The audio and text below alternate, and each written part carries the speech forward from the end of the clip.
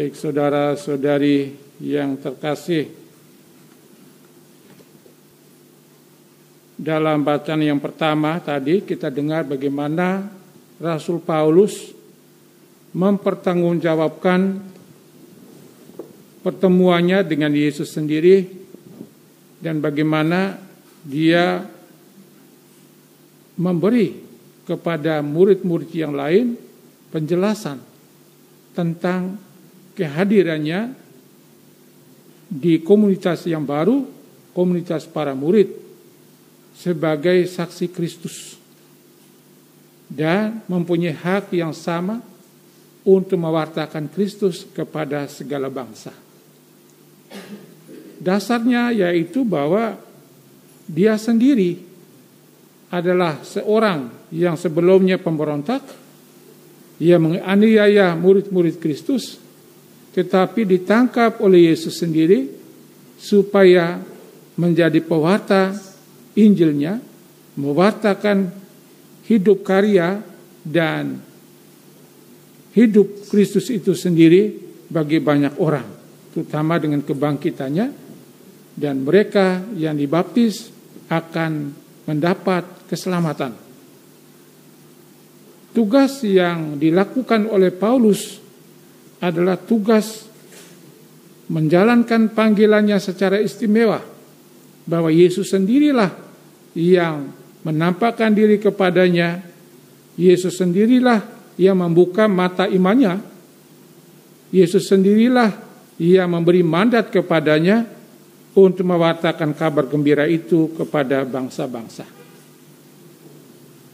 Dengan demikian, Paulus menjadi bagian yang tidak terpisahkan, bahkan menjadi yang utama dalam pewartaan kerajaan Allah dan menjadi model bagi kita, orang-orang yang percaya kepada Kristus, gimana kita bersikap dan menjalankan tugas pelayanan pewartaan sabda Allah itu dengan setia dan penuh tanggung jawab.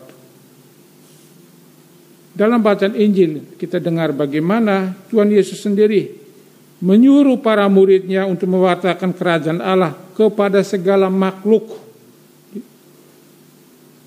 Tidak hanya manusia tapi makhluk. Berarti pewartaan itu menyentuh semua aspek kehidupan manusia dan lingkungannya. Karena itu adalah karya penyelamatan yang dari Allah sendiri, di mana Allah melibatkan manusia di dalamnya agar semuanya dimuliakan. Dan dikatakan bahwa mereka yang tidak percaya akan dihukum. Tidak percaya di sini bukan berarti menolak ataupun tidak setuju. Tidak percaya di sini berarti tidak mau terbuka hatinya untuk dipimpin oleh Roh Kudus. Tidak mau membuka dirinya untuk menerima keselamatan itu. Jadi hukuman bukan karena mereka menolak lalu dihukum, tetapi hukuman itu terjadi karena mereka menutup dirinya menerima anugerah keselamatan.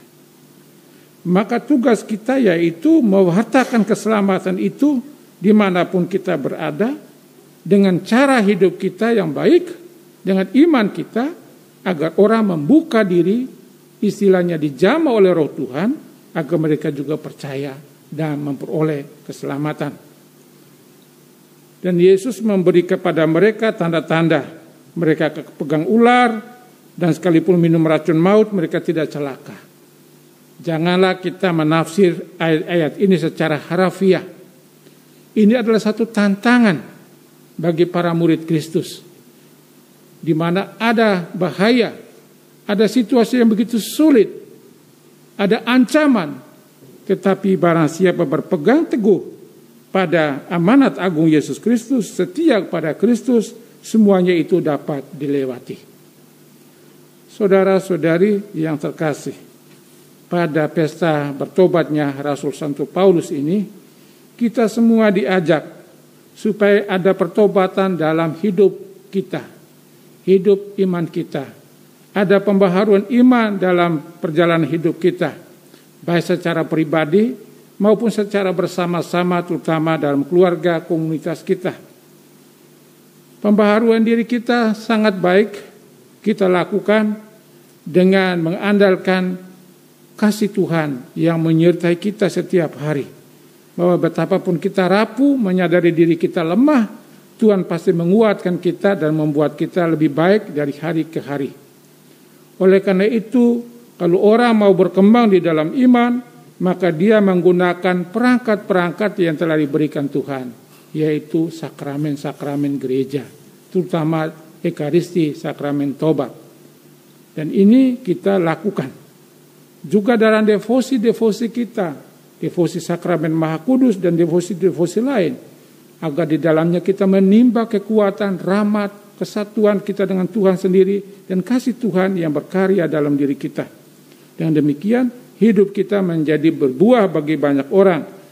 Bagi mereka yang mungkin melihat kita pada awalnya tidak percaya, tapi kalau kita sungguh setia di dalam iman dan pernyataan iman seperti ini, tekun setia, berpegang pada komitmen kita sebagai murid Kristus, tentu lambat laun orang pun akan melihat teladan kita yang baik, mereka mau percaya pada Kristus, akhirnya juga memperoleh keselamatan. Kita berdoa bagi diri kita, bagi keluarga kita, bagi lingkungan, bagi gereja kita, agar di dalam dunia yang semakin banyak dipengaruhi oleh hal-hal yang bertentangan dengan cinta kasih Allah, kita tetap menjadi pembawa kabar gembira, pembawa kabar sukacita. Kita mohon penyertaan doa Santo Paulus, Rasul Paulus, agar kita mampu menjadikan diri kita terang di tengah dunia yang penuh dengan kegelapan dosa. Kita mohon agar hidup kita diberkati oleh Tuhan, pekerjaan kita diberkati oleh Tuhan, pelayanan kita diberkati oleh Tuhan. Dengan demikian banyak orang dipercaya pada Kristus. Kita menjadi kuat, kita menjadi orang yang sungguh-sungguh setia, taat, bertanggung jawab dalam hidup, karya, dan pelayanan kita. Amin.